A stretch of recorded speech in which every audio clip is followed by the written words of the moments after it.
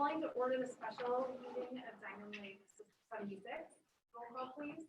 Ms. Angarola, Here. Ms. Bayless, Here. Ms. Hale, Here. Mr. Hauptman, Here. Mr. Candela, Here. Ms. Quant, here, Ms. Sullivan. And I just wanted to let everyone know that when you're speaking this evening, you can feel free to take off your mask to speak so that everyone can hear you and then put it on when you're done. Please rise for the Pledge of Allegiance.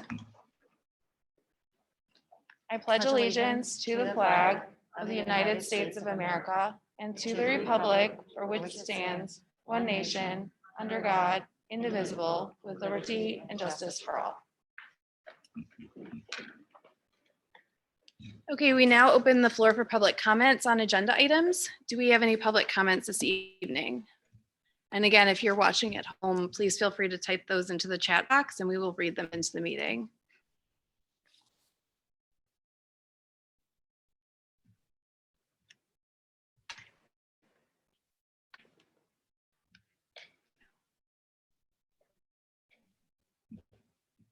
Eric, I'm not seeing any. There aren't any. Okay, then I will turn the floor over to Mr. Rogers for the budget hearing. All right. Good. Okay. So now we're opening the budget hearing for the FY22 budget. The tentative budget was presented a couple meetings ago and was initial estimate of revenues and expenditures. Since that time, there's been a couple changes in terms of revenue reallocation, and we've got some actual grant dollars in. So there was not a lot of substantive changes with our revenues itself. We did predict a little bit more ESSER money that's going to be falling into this year based on some construction projects that we had approved. Really, the most changes occurred during the expenditure side, and I did attach a memo yesterday that did just go over briefly just some of those changes. So I'd be happy to go over the presentation in its entirety, but since we've kind of gone over that and there's not been a lot of changes, I felt like I was just going to review some of those the budget changes from tentative to actual here, and then you guys could let me know if you have any questions. So the biggest few changes that we had was a change to our after school reading and math program. We're going to be expanding that to a little bit more robust program. So I included some additional extra duty stipends, and there's some transportation costs that go along with that. So this program's slated to go, I believe, 20 to 22 weeks.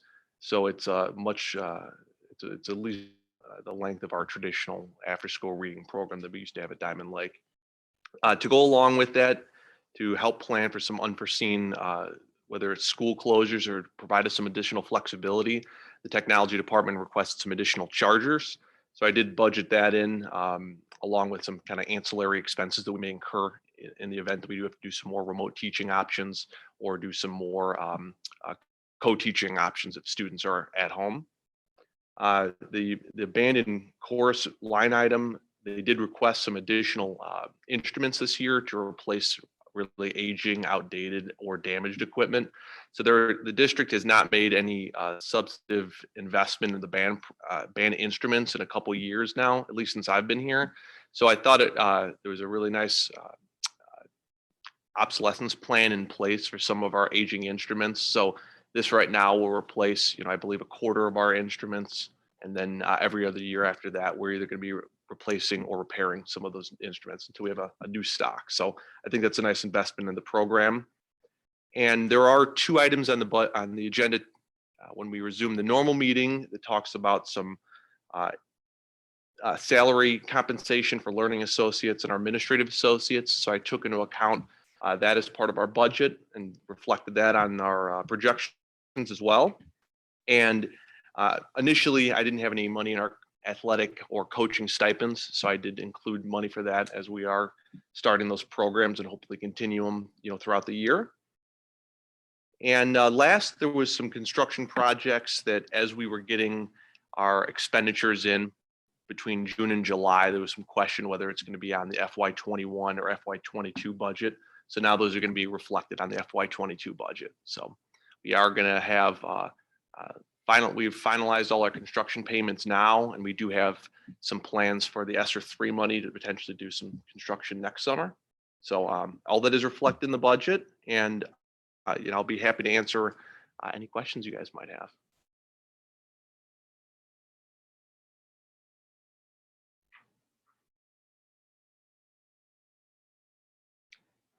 And then the detailed view, if you will, are both included as separate attachments for revenue and expenditure. And I did include a line item from the previous budget to the presented budget for tonight. So you can kind of see all those changes reflected.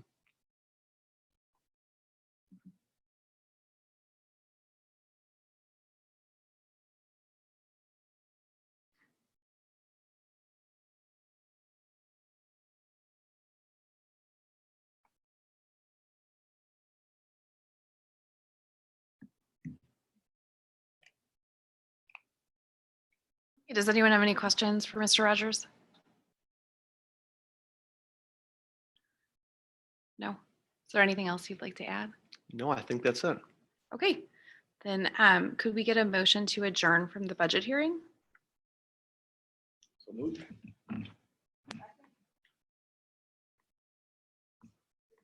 Yes.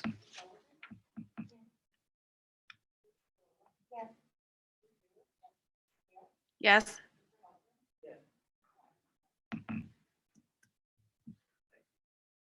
Thank you. Okay, now I'm calling to order the combined meeting for Diamond Lake School District 76. Mrs. Kwan, would you mind doing roll call again, please?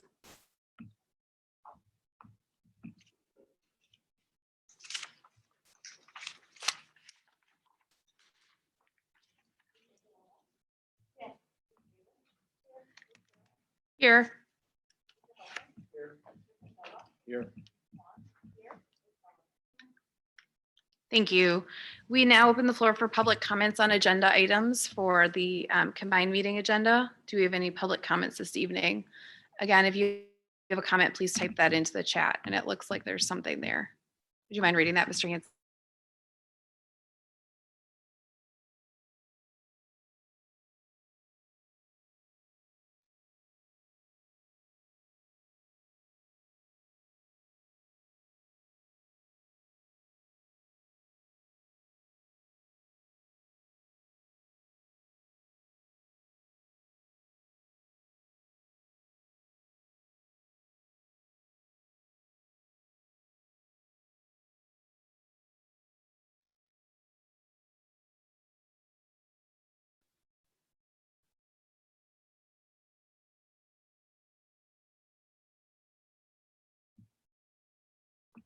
Looks like we do not.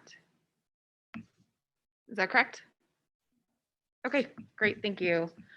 So now I'm going to turn the floor over to Dr. Shermer Lewis to introduce the new staff members. All right, thank you, Mrs. Hale. And thank you all of our new staff members. I apologize that my back is to you, but we wanted to take this opportunity for you to personally meet the Board of Education and for them to see and meet you. I know they've had a chance to meet you in the Diamond Edge and they got to actually see your beautiful faces and smiles, but we're gonna ask the principals to please introduce your new staff and their name and their position. And then if you would, once your name is announced, just stand up, wave, and welcome to District 76. And thank you for all the work you've already done and welcome. Okay, Mr. Cunningham, go ahead. Thank you, Dr. Shermer Lewis. Oh, are we making them stand too? Do they have to stand up? Good. Okay. We'll start with Tammy Verdino, who is our seventh grade case manager and special education resource teacher. So we welcome Tammy. We're excited to have her. And then we have in the back row, like middle schoolers sit in the back. So that's what we do. So let's have Miss Young Yu is back there. So we're happy to have her as our sixth grade science teacher. It's been a blast having her so far this year. And then next to her is Miss Erin Grubb, who is our eighth grade ELA teacher. This is just a great team. We're really excited they're on board with us and we could not be happier.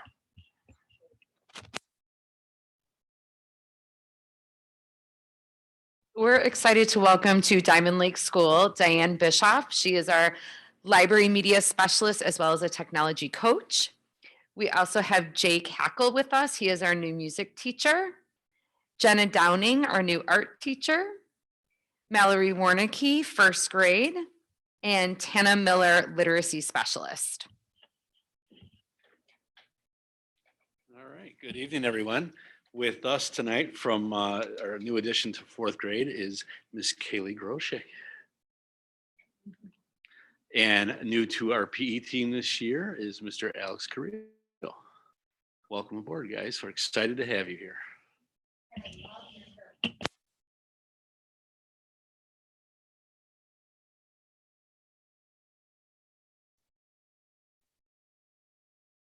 Thank you. On behalf of the board, welcome. We look forward to spending more time with you, getting to know you, and we wish you a fantastic school year.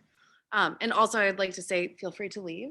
You do not have to sit through the rest of the business meeting if you do not wish to do so. Thank you again, everybody. Thanks so much for coming.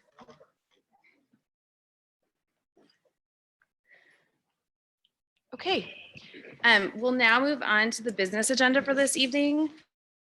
All the items on our business agenda are up for action. So we will be voting on all of those items. The first item up for action tonight is the omnibus vote agenda. Items under the omnibus vote agenda are considered routine and or non-controversial and will be approved by one motion. If anyone, board member, staff, administrator, or citizen wishes to have a separate vote on any item or items, that item or items will be pulled from the omnibus vote agenda and voted on separately. Be it resolved that the Diamond Lake 76 Board of Education accepts and approves the omnibus vote agenda items A through E as listed. May I have a motion to approve, please? So moved. Second.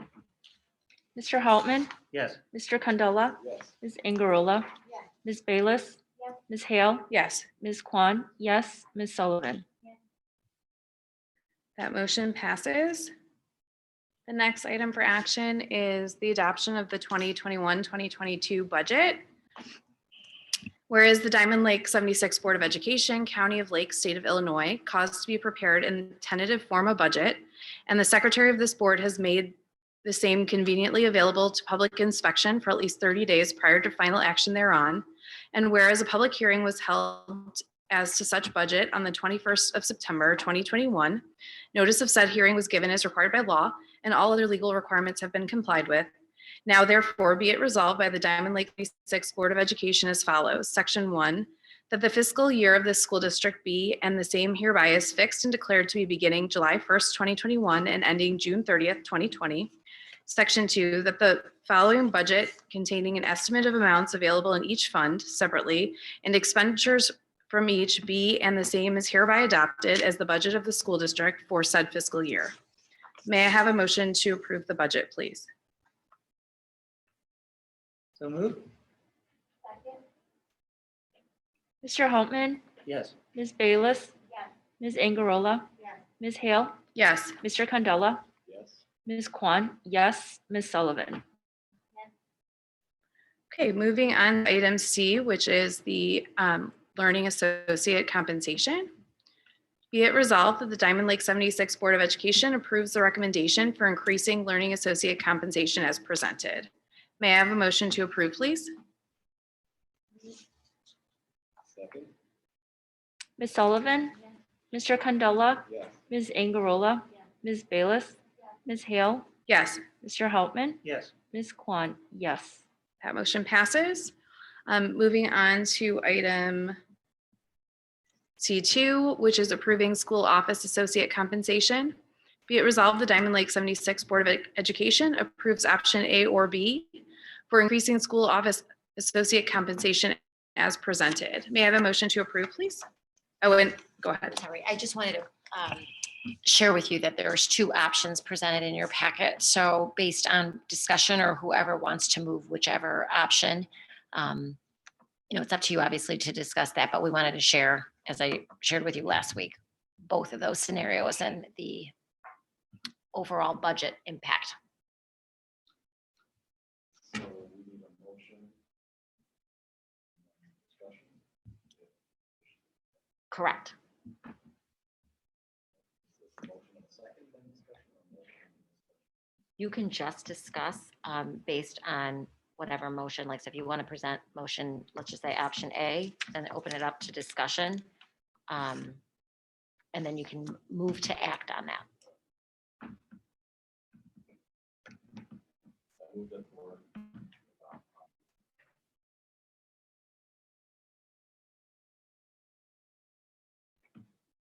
Is that the $3? Correct. option?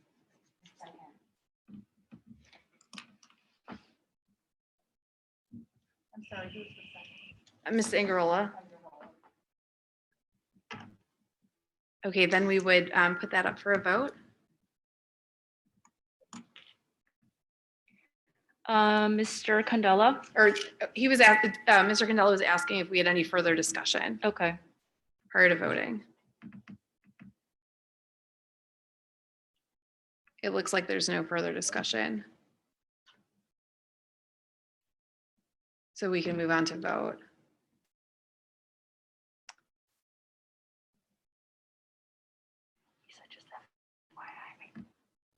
I'm making another action, but I don't know if it's, okay. Mr. Candela, Yes. Ms. Angarola.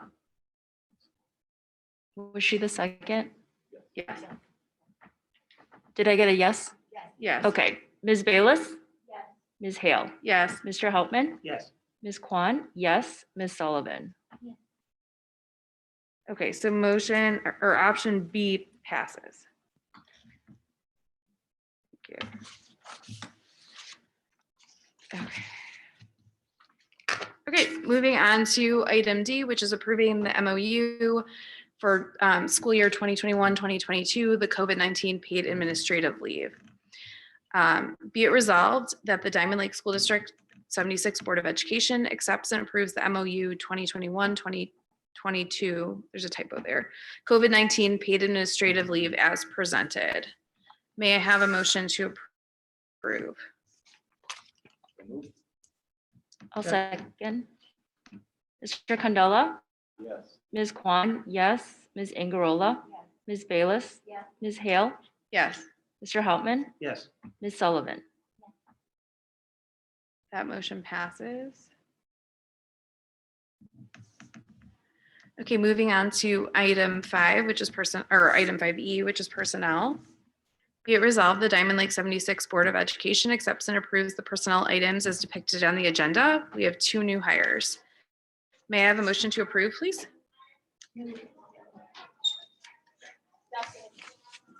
Ms. Sullivan? Ms. Bayless? Ms. Angarola? Ms. Hale? Yes. Mr. Hauptman? Yes. Mr. Candela? Yes. Ms. Kwan? Yes.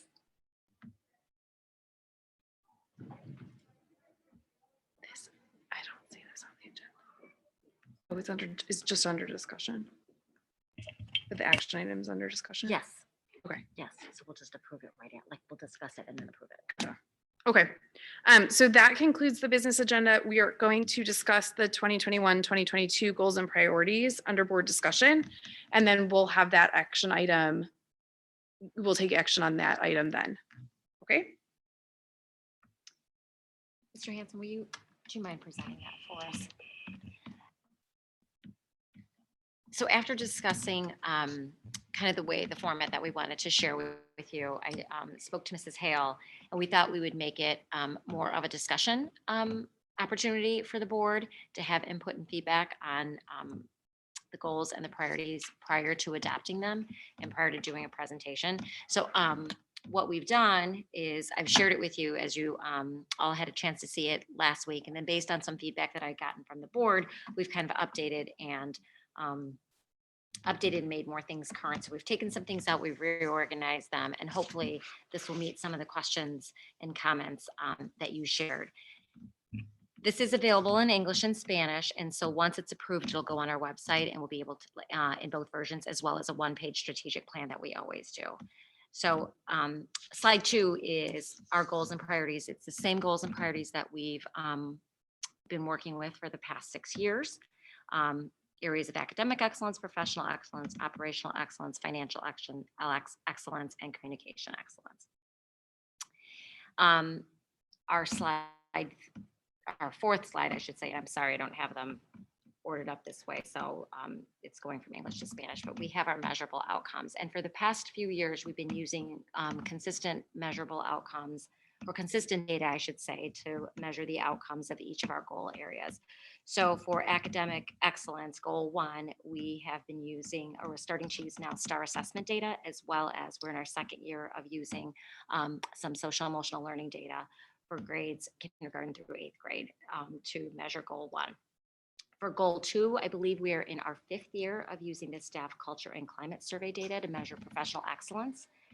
And then for goal 3, for operational excellence, we have our staff support and resource survey data, which is basically asking staff or surveying staff, do they have the resource that they need to do their jobs? Do they have professional development? Do they have the support from principals, access to resources, as well as feedback and performance evaluation from their principals and their district office leaders?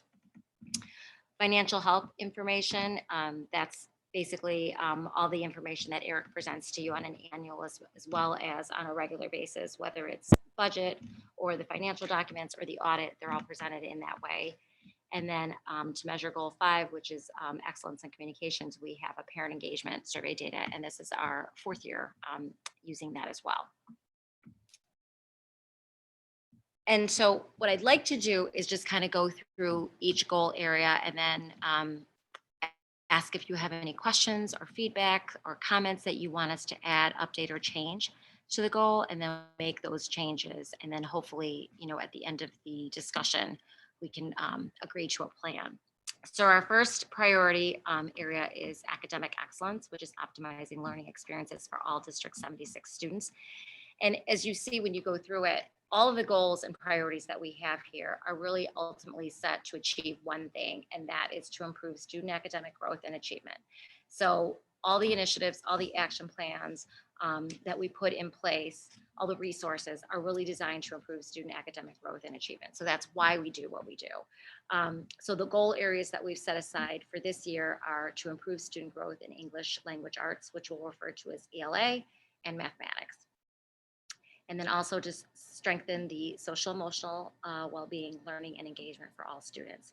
And why do we do that is obviously the reasons that we've shared with you here is to ensure that students are prepared for high school, college career, and future readiness. And again, to improve student academic growth and achievement. And then our SEL needs are to meet the needs of the whole child. And how we're going to measure that is through our STAR assessments, as well as our social emotional survey data that we give out to the students twice a year. So questions, comments, and district leadership team, I open it up to you if anybody would like to add or comment to that as well. Or if you have any questions for us.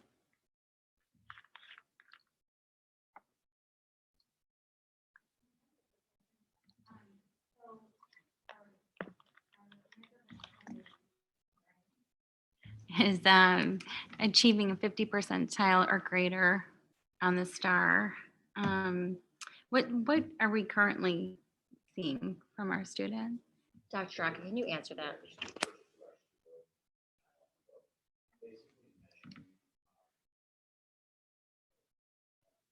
Measuring our student growth percentile, which determines a student's starting point and their ending point. So the 50th percentile is recognizing about an average of 1 year's worth of growth. So our general goal is to ensure that all kids are making 1 year's worth of growth while they're with us here within that 9 months. That's what that represents.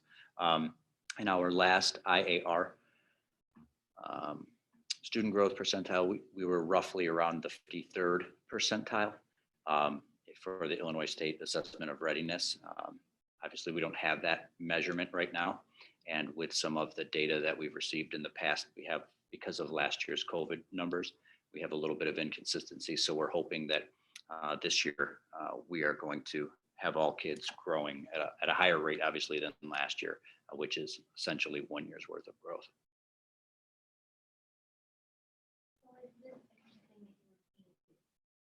Year-over-year, like increasing, why more than 50 percentile? Is that something you would set as a goal?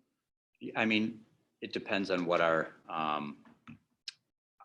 choice is, in terms of what we would like to see at this point, based on, previous year's metrics. I think we came to the conclusion that the 50th percentile is a reasonable goal, something that's attainable and measurable, obviously. And so,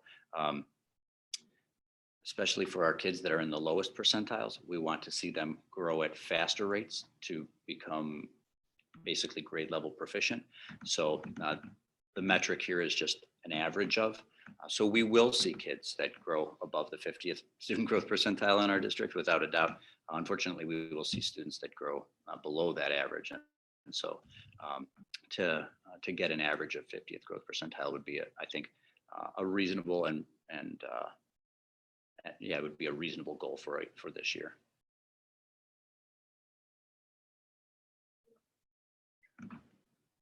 So with the social and emotional goal, there'd be the by students in the categories high satisfaction.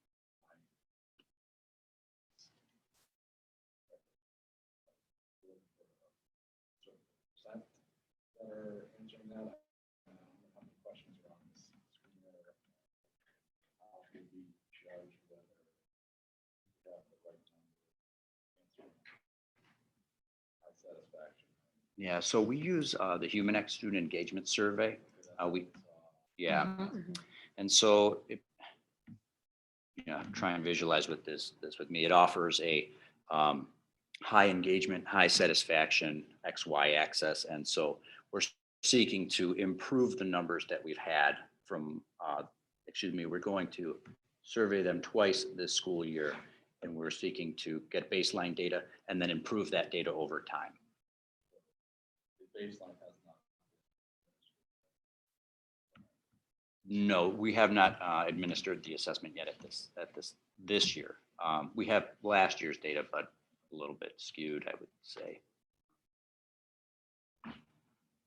So we will have actual concrete metrics for that showing, that high engagement, high satisfaction fall score, and then we'll have an additional score in the spring, and it'll be the same thing. Ms. Sullivan, for our STAR scores, we'll look at our baseline fall scores, and then we're, the same thing with ELA and math assessments for the spring as well.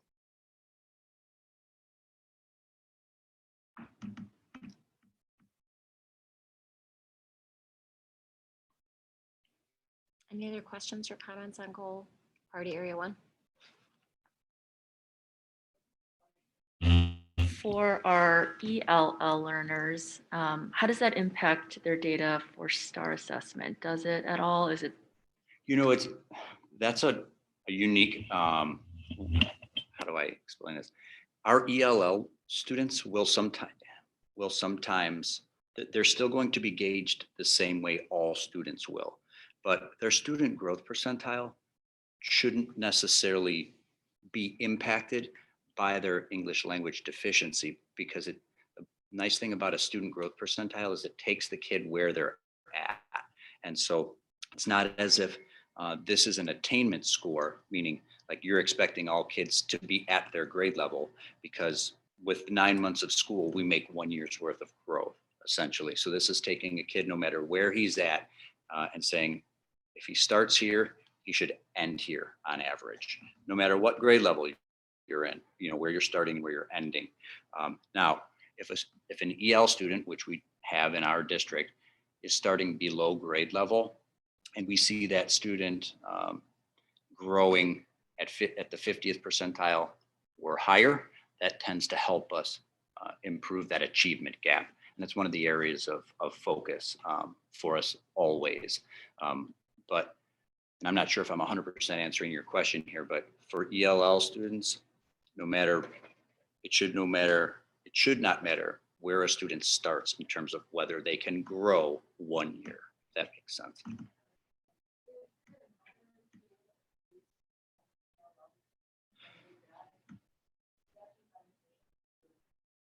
Us gauge their growth along with their STAR assessment? Yeah, the access test is another assessment that's given to us by the state, and the access test is given once a year. We do and are able to see access scores change over time, and so we do see their growth metric. But one of the challenging things about access scores is we will often take them in early February, and I won't get the results until November. And so it gives us it's a very challenging assessment to utilize to impact what a child may need. The nice thing about STAR scores is they're relatively reliable, they're relatively valid, and they're pretty static, meaning the assessment isn't changing year over year, and the state is adapting the assessment and giving a new format and changing the way they score, give scale scores. The access test has changed several times over the last 4 years, each time with those shifts making the data from previous years less reliable or useful to us. It is another metric we use. I would prefer with all of our assessments to stick more closely to those things that we do locally, meaning STAR. Although, you know, STAR is nice, it is nationally normed. It's comparing our students against everybody in the country. But then also the things that I would also focus on with our EL students is their F&P reading levels. And so, you know, getting their local F&P reading levels and recognizing that, let's say the kid is in third grade and he's an English language learner and he's got a second grade English, or excuse me, a second grade reading level.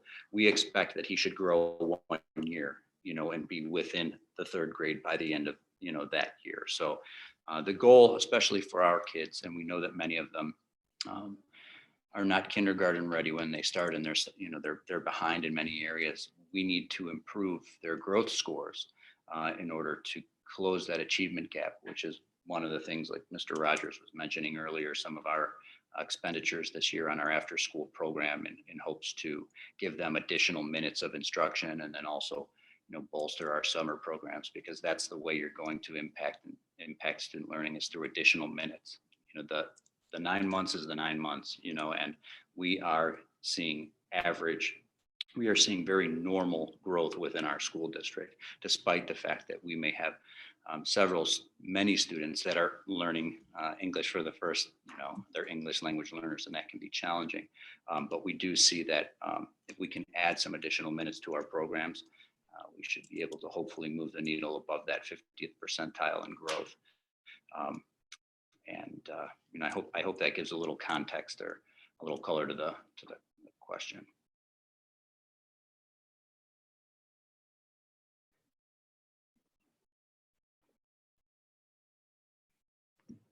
Anything else on goal 1?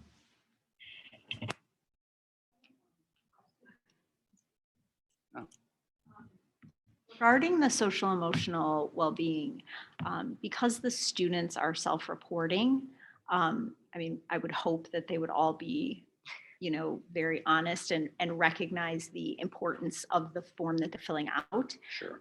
But in the chance that maybe they just kind of are blowing it off, is there any other tool that could be used to also gauge that data for students who maybe see a social worker for emotional support, or friend group kinds of things, you know, Yeah. where social emotional, maybe they that's not their strength.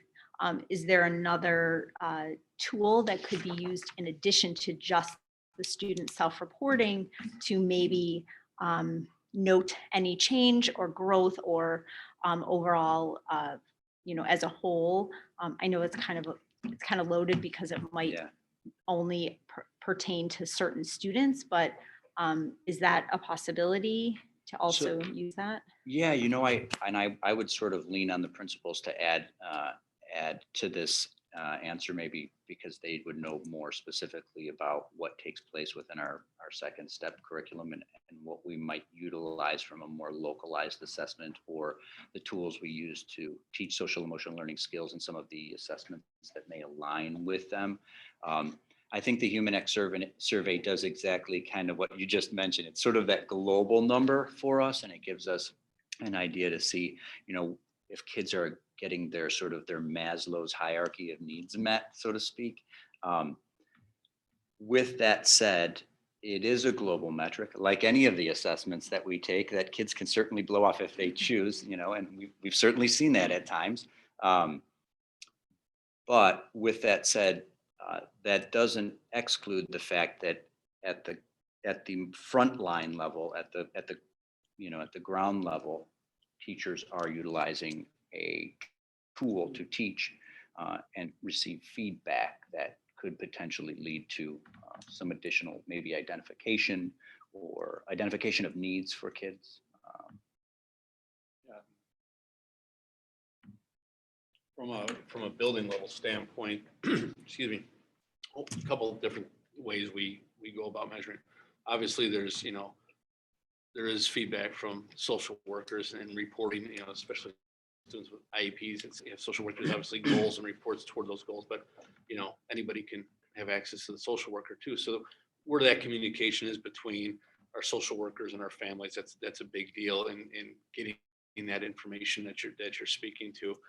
I would also say that, one of the things, and I'll speak to my building, we're working on is extending those, lost my train of thought here, help me out, Dr. Olson, the levels of, Zones of regulation? zones of regulation. Thank you. It just went blank. So we've adopted zones of regulation in third grade this year, and we're going to start rolling that up. They do it at the younger grade levels. And so we want to continue that on. So we have that same language. And that's another great determining factor where our kids are kind of in the moment. If you're looking at like weather and climate, this Human X report is a very climate looking assessment where zones of regulation can help us with the weather. How are we feeling right now? And so can the feedback from not only the social workers, but the teachers. That's how we do it at the intermediate level. And I would just add, we do that in every area. There might be these global metrics that we're sharing with the board, this evening, but there's a whole lot of underlying assessments or localized day-to-day informal and formal assessments that take place just organically throughout school that help to address all of the things like Dr. Sharma Lewis had mentioned to improve student growth and academic achievement. So I think this is the one that we give consistently, to every child. Everyone gets access to this, and Diamond Lake does something different that's more developmentally appropriate for K through 2, then 3rd through 8 get this. And it's also research based. So, it's a national survey that we adopted because we did want to see what the results would be. And I know that individually, each of the principals are working with their building leadership teams and saying, okay, they dissected that survey and said, all right, if these are the areas, what do we need to be doing differently instructionally in the classroom, to keep kids engaged, to have them have a voice, making sure that they lead what they're doing because they have a choice and a voice in what they're doing.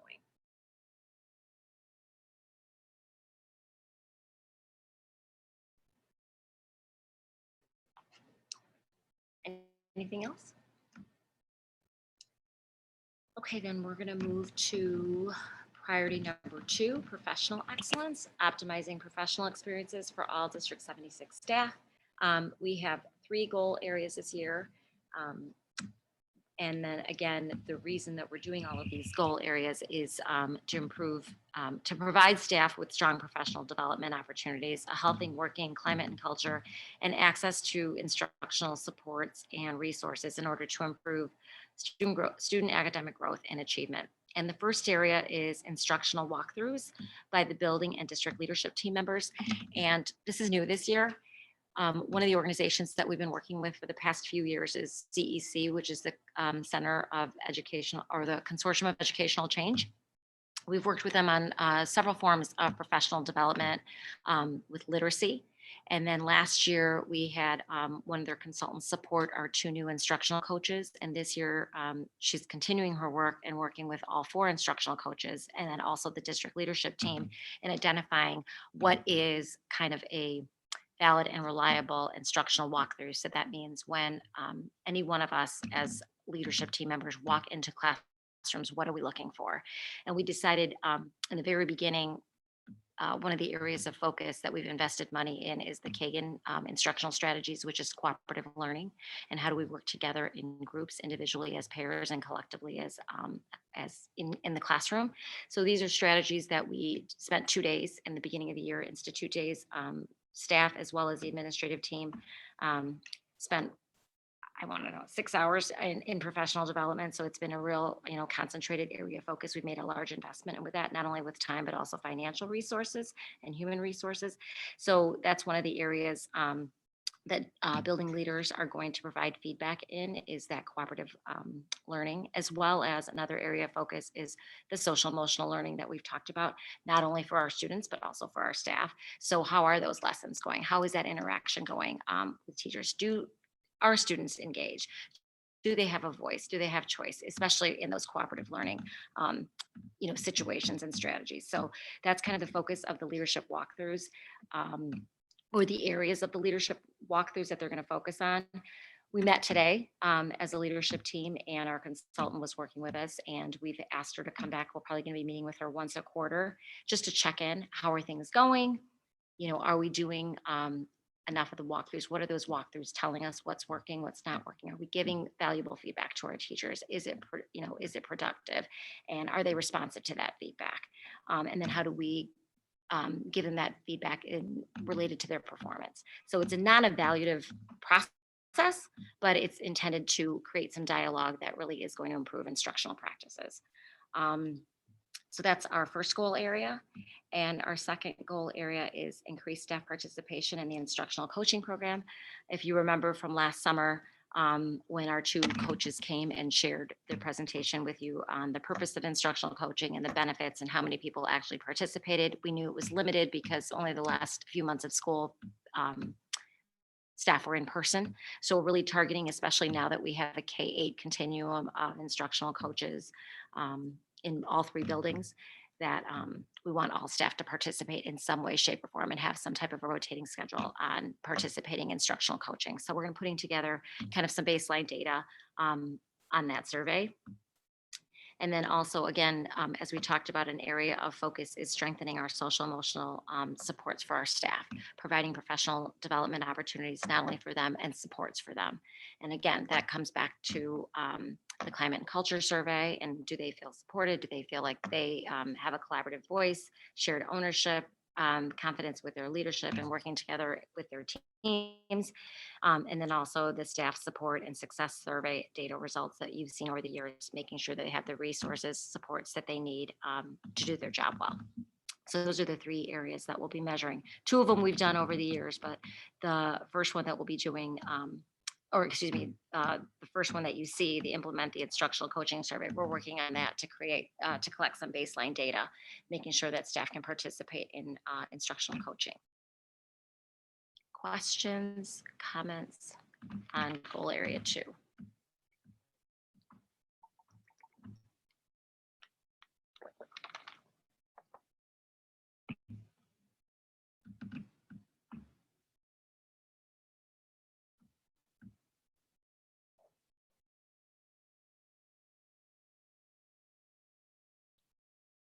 It was so good. You have no questions. Okay. Then I'll move on to goal area 3, which is operational excellence, establishing collaborative and efficient practices for long-term district success. We have 2 initiatives this year that we're going to be focusing on. And the first one I know we've talked to you about, and I know was referred to in our first presentation, is we've purchased EduClimber data warehouse management system to support data-based decision-making. And also we're going to be starting to, Mr. Hansen is going to be working with his team and the principals on establishing an inventory system of all instructional resources that staff can access, and also complies with the student data privacy guidelines that have just come out in the past year. And the reason for implementing both of these new initiatives is really to make sure that we have the resources in place as well as the infrastructure needed to improve student academic growth and achievement. And how we're going to measure that is, again, I'm not sure where that coaching data is, but the staff survey and culture and climate survey, and then also maintain and increase the staff support success survey, the data results. So those last 2 items are, the first one, I apologize, is a typo, but the last 2 results are, we've had some really high numbers, between 90 and 95% of staff, being satisfied or highly satisfied in the climate and culture that we have and all the resources that we have access to. So we're going to modify some of the questions and make sure they include, are you able to make those database decisions? Are you able to understand the decisions that you're making? Are you able to adjust the instruction based on the data that you're seeing? Are you able to collaborate with your team on the data that you're seeing? Are you able to get the support that you need? So those are some of the questions that we're going to be adding to that staff support and resource data, as well as for number 2, having access to that system and making sure that they have all the resources they need, again, to do their job well. Any questions or comments on priority area 3?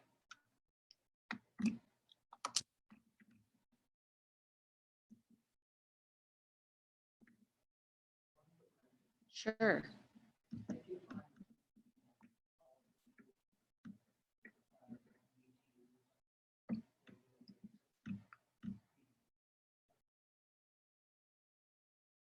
part of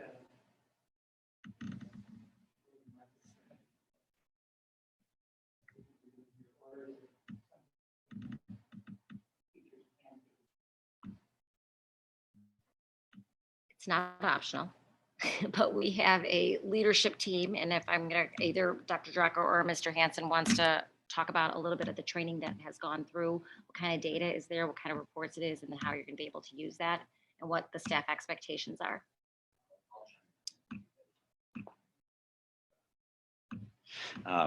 We used to use a system called Alpine. And so this is just a data warehouse management system that allows all teachers to see their students' academic data over time.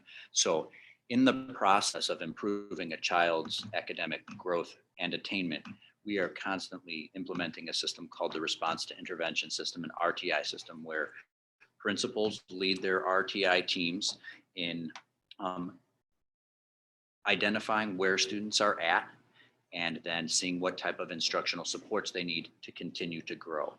When you have a system like EduClimber, it allows you to quickly access student data, dig into data, see if kids have grown or are shifting. So this data will be instrumental, and the use of this system will be instrumental in our day-to-day operations, as far as how do we assess kids, how do we identify where kids are currently performing, and what are some of the it really drills down in some instances to be very specific about what kids might need. So it is absolutely a part of our day-to-day operation. And even going back to a question that Ms. Bayless had asked me several board meetings ago about disaggregating data and looking at the subgroups, it allows us to dig quickly into data, into subgroups, into special ed needs, and so on and so forth. So it's really a great performance driver for what we're trying to accomplish. And I apologize, I think I misspoke on target 1, the measurable outcomes for priority 3. Correct me if I'm wrong, please. Isn't one of the things that we're going to ask our coaches to do is support database decision making? So that'll be a part of their question in this survey. Am I correct on this? Yeah. Part of what our coaches will be absolutely doing is digging into this system, running professional learning community meetings, RTI meetings. So, that's part of the menu of things that an instructional coach can provide, and utilizing the system will be a part of that. Thanks, Mr. Hansen. Sorry about that. It came to me after I was focused on something else, so I apologize. That we are going to keep that data there. I asked him to take it off, but he's just too quick. Any other questions or comments on goal area 3? So for priority 2 and 3, we're looking when we are looking at the measurable outcomes and the staffing culture and climate survey results. That is sort of the outcome data that we're going to be looking at to evaluate these goals. But I'm wondering, are we going to have specific line item questions for which we can measure? Okay, it's not going to be just the general data from We're going to update and modify the surveys. Once you all approve the goals, we're going to update and modify the surveys that are going to encompass the goals that we're working on. Okay. So there might be a question on, did you find the EduClimber data warehouse system to be useful? And to add, essentially when we're giving the staff support and success survey, it's making sure that all of us are providing the teachers with the resources that they need to be successful in the classroom. And so, by providing them with a data warehouse management system, it makes their job easier, and it gives them tools that allow them to be more effective. And then the same thing with that inventory system that Mr. Hansen has been working on. Those are all systems that allow teachers to do their jobs in a more efficient, a more effective manner. I don't know if Mr. Hanson wants to speak to that inventory system, but it's quite fascinating and pretty cool when you think about all of the different resources a school district uses, and especially with there being so many technological resources that are available, the importance of making sure all of our privacy is protected, making sure all of our student information system jives with all of these systems. So I'll be quiet and let you talk, Eric.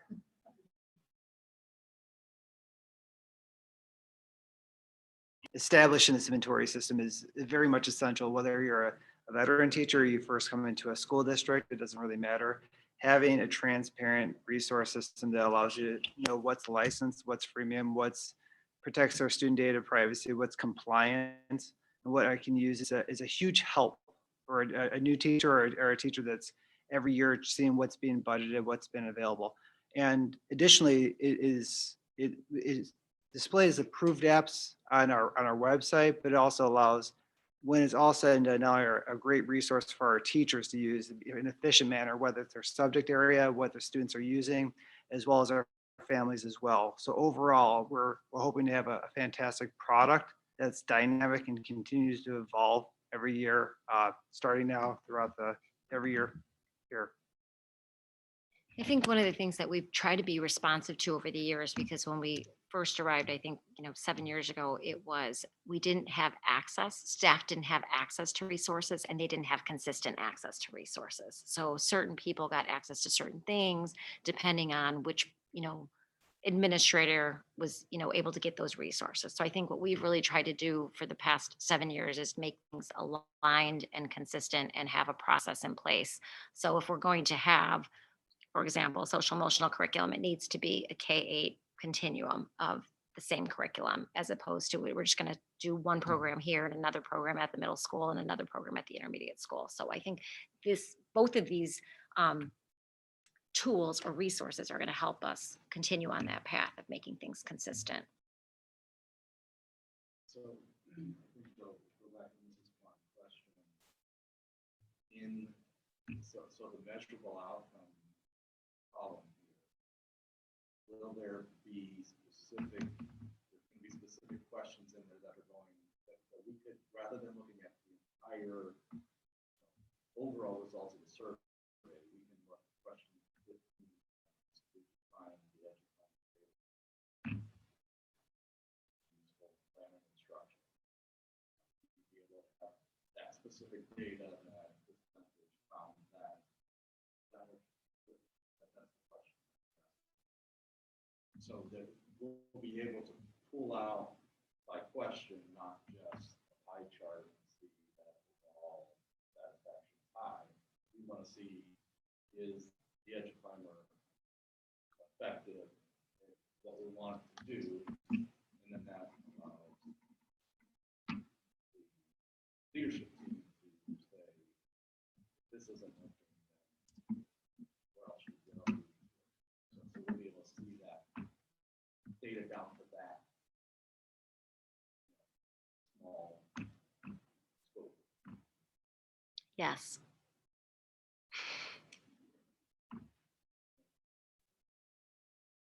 That's our next task. Once you approve these, is to start creating those type of questions or question banks.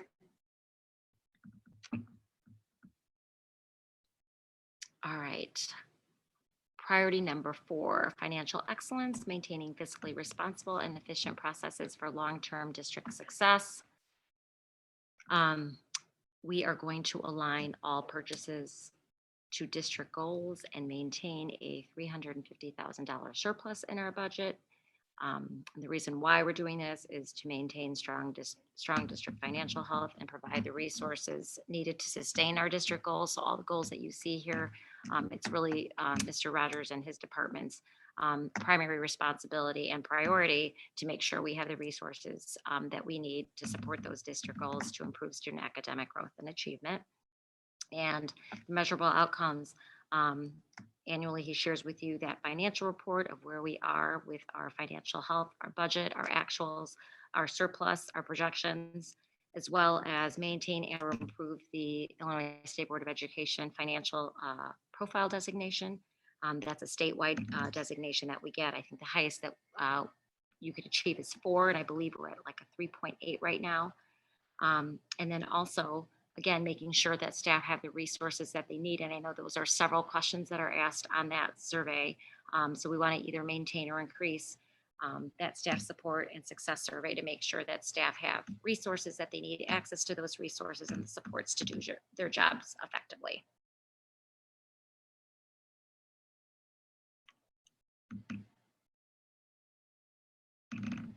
I have a question. How did we come up with the $350,000 figure? Yeah, I kind of took a look at what the possibilities, I believe a number, I think it's high enough to achieve.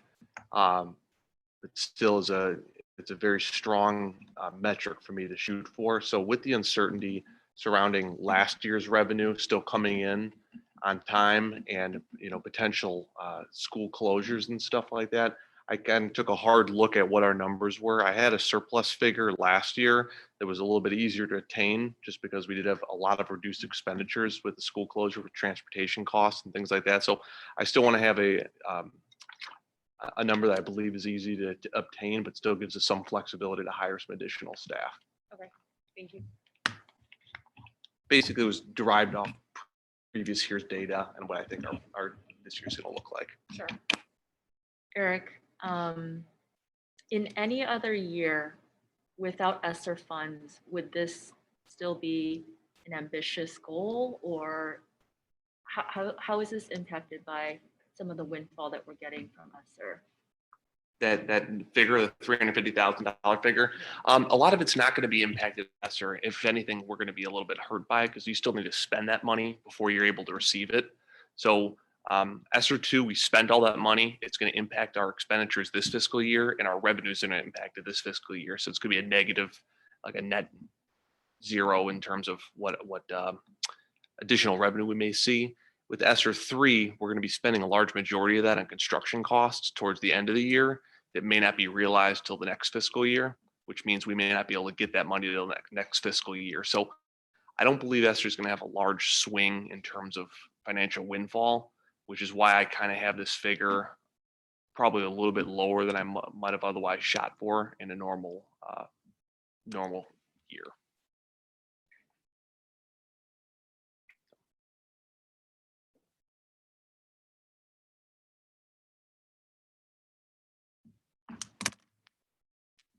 Any other questions or comments?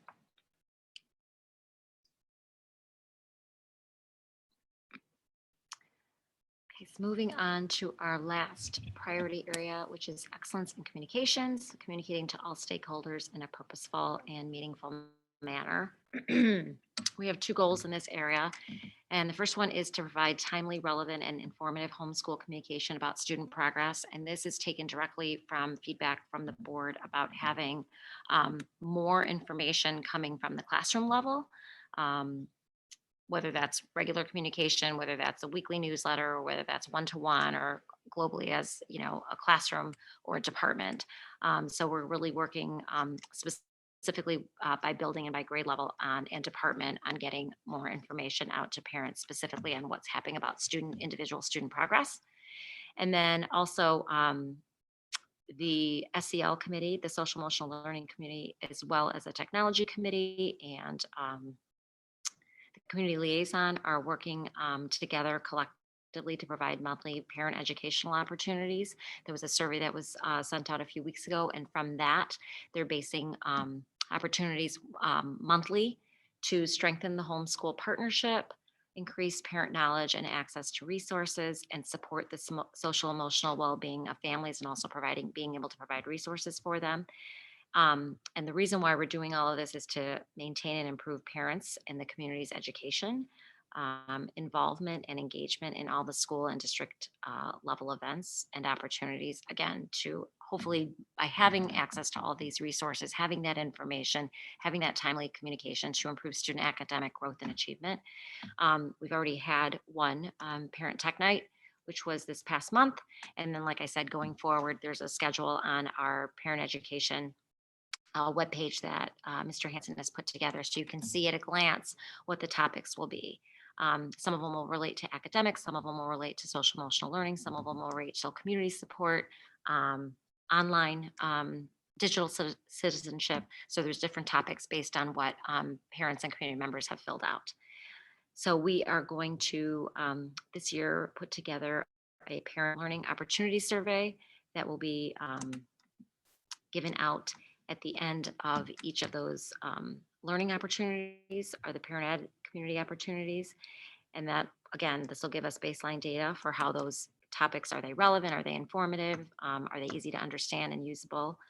And then again, measure parent-teacher conference participation. We'll also have an opportunity for parents to have online conferences. So if they're not able to attend in person, hopefully that'll increase some of the participation and engagement.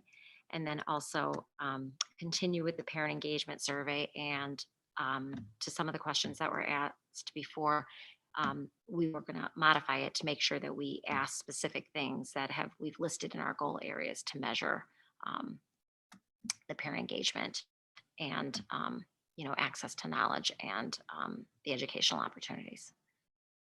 Comments or questions on goal area 5? Sure. To my question before, for your parent engagement survey, and I think it's wonderful to tailor those questions and make them very specific. So like Dave said, we can, really kind of pull out those questions and see how things are going. What percentage of our parents fill in these surveys at the end of the year? Do we have data of what percentage actually fill them in? Because, I feel like perhaps, we could have an increase in engagement, but people don't necessarily fill it out. So is there a way to kind of know how many of our families are returning or filling out these surveys, just so that we have more adequate and complete data to look at in that way? We do have that information. I don't have it in front of me, and I don't know if Mr. Hansen has it in front of him. We give this out at parent-teacher conferences, so it's really nice because if parents, obviously, if you send out a link and they're not able to do it at home, it's a nice reminder at parent-teacher conferences. We've always provided like an iPad or a Chromebook for them to be able to do it, and then the teachers are able to remind them. So I'm not really sure the percentage rate. And so if you could get that for us, Mr. Hansen, you don't have to pull it up right now, but I'll be able to provide that, or we'll be able to provide that for you in our my weekly update.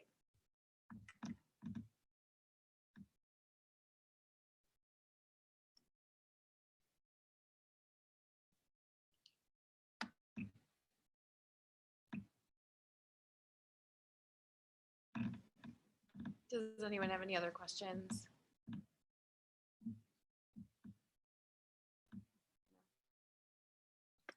Okay, so if we don't have any other questions, then we will take action on approving the goals for this year. So before we do that, I just wanted to thank the team. I know you guys put a lot of time and effort into these goals for this year. And I think that, as a whole, the board is really pleased with seeing them. I think we're excited to see kind of the growth that we hope to see from the students this year too. So, we think these are fantastic. So I just wanted to thank you for all of your time and effort. And then for the board, we will take action on this now. Be it resolved, the Diamond Lake 76 Board of Education approves the District 76 2021-2022 goals and priorities as presented, amended, and discussed. May I have a motion to approve, please?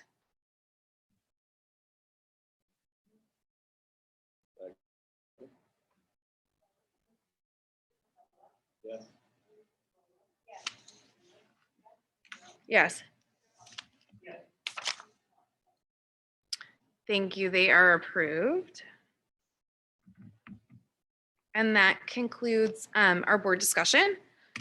Moving on to freedom of information requests. We had one and it was fulfilled. And then notices and communications. We have a number of items there. I didn't know if you wanted to go through them, some of them. Sure. Our board meeting calendar, as you all know, is just there for a reminder.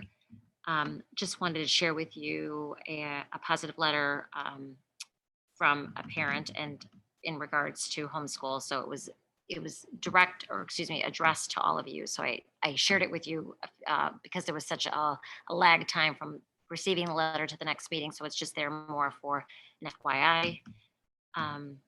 Our annual wrestling co-op agreement between Carl Sandburg and West Oak Middle School. It's just something that we do on an annual basis. So more of an, again, FYI.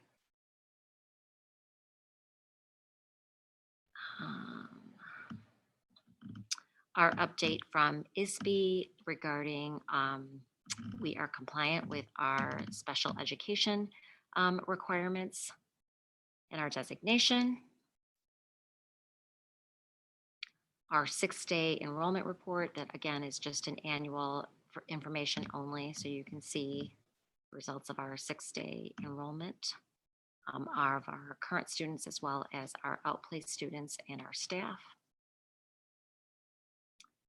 And lastly, I had shared this with you right when it came out, but the back to school edition of the Diamond Edge, so you can see all of our new staff. You can actually see their faces, a little bit of their background, some of our facility updates with our furniture and some of the improvements that were at each of our buildings, as well as the dates that are upcoming for some events for September and October.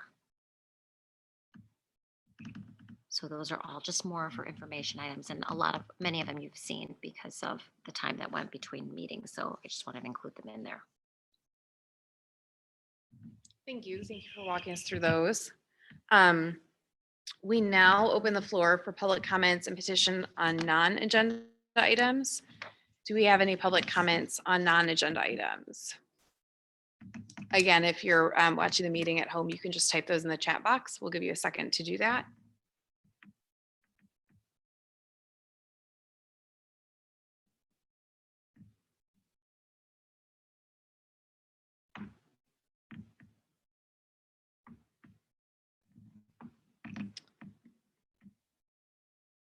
Does not look like we have any public comments. Okay, moving on to others. I will turn that over to you. We have a very special recognition tonight of 3 amazing board members who have earned the Master Board Member Program recognition. Mrs. Hale, Mrs. Kwan, and Mrs. Sullivan. They were recognized by the Illinois Association of School Boards for their time and effort devoted to leadership activities and the service to the public education community. So congratulations on achieving the Master Board status.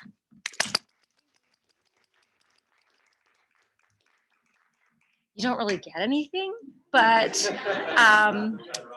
you got a nice round of applause, and I got this really nice letter about you. So we decided to make it public. So congratulations, because I know it's you all attending meetings and participating in the annual conference and going to board member professional developments and training. So thank you for doing that above and beyond what you already do, serving our community and your own personal and professional commitments. So thank you. Thank you. Congratulations, ladies. I had one other I wanted to add. So for our new board members, you may not be aware of this, but at the annual III conference that will be in November, IASB has a delegate session where they vote on resolutions. And we talked about it a couple months ago where school boards basically can write and submit resolutions. Those are then reviewed by a committee and debated, and then essentially decided whether or not they're going to move forward with a vote. And then at the delegate assembly, one member from each school district registers as a delegate and is able to then vote on behalf of the district. So we will discuss all of those resolutions. I just wanted to give everyone a heads up. We probably will have them, I think, at the next board meeting. I was thinking they would be out already, but because they normally come out in September. But I did want to let you know, I got an email from from Mark Tepper, he is at Kildare, and I'm trying to think of what his, he's a representative, he's our Lake County Division representative. Sorry, I wanted to make sure I'm giving the correct position, but he sent out a note to all of the Lake County Board presidents letting us know that there is another resolution on guns in schools So that is, I think, the third time they've presented a similar resolution. So we will be definitely looking at that. And I guess he also said that there are some substantive changes that they're going to be asking us about to help give direction and guidance to the lobbyists in Springfield. So I just wanted to give everyone a heads up that that will probably be on our board agenda at the next meeting to discuss. And then we will have at least 2 or 3 meetings to have board discussion and then vote as a board as to how we would like to vote on behalf of our district at that meeting then in November. So I just wanted to let everyone know that. Did anyone else have any others? Okay, then we will adjourn to executive session for the appointments, employment, compensation, discipline, performance, or dismissal of specific employees of the district or legal counsel for the district, including hearing testimony on a complaint lodged against an employee or against legal counsel for the district to determine its validity, and for student disciplinary cases. May I have a motion to adjourn to executive session, please? Second? Yes. Yes. Thank you.